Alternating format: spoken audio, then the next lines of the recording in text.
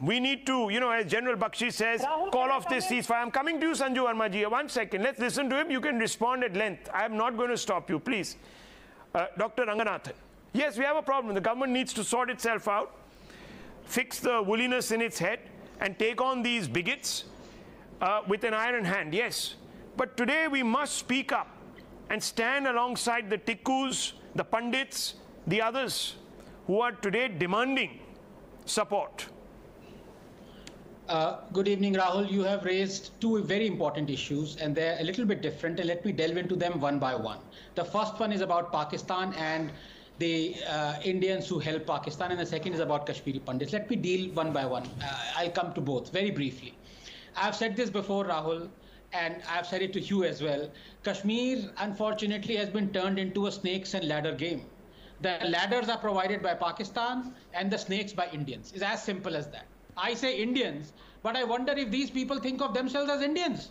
Their first allegiance is to religion, second to Pakistan, third to China, fourth to dynasty. It is a fact that Hyderabad could so easily have been what Kashmir is today, and fools in the media could be writing column yards on its struggle, but for one man, Sardar Patel.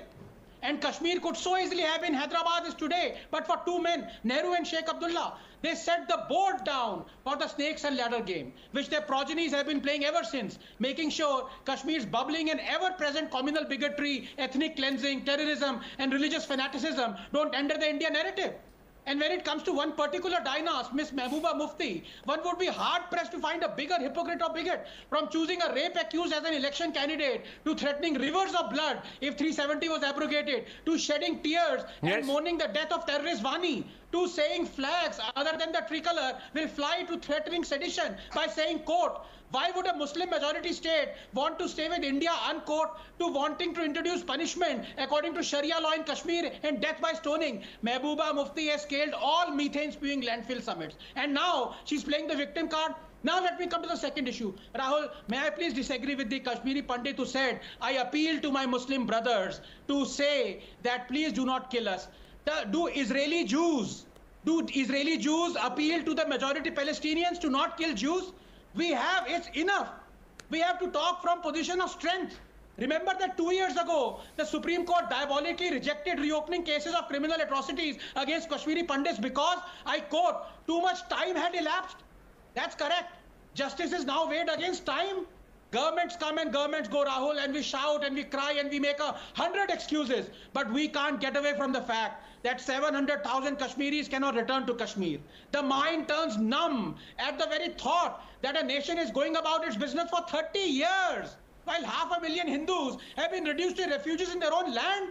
We are the only large economy in the world that allows this tragedy to continue across parties, across ideologies, across governments, right or left or center. That totem of the left, Rahul Arundhati Roy, once cushioned the crimes of Maoists by calling them Gandhis with guns. Well, Kashmiri Hindus are the Gandhis without guns, and that is the singular reason why no one cares for their plight in this nation. Rahul, just 30 seconds, I beg of you. A refugee accepts his fate and the humiliation that comes along with it, or he must worry about his new life.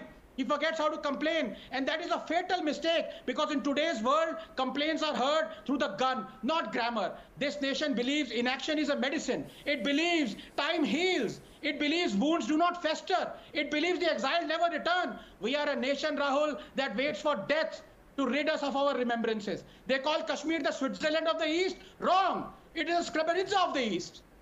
Well, Sanju Verma, you need to respond. Yes. General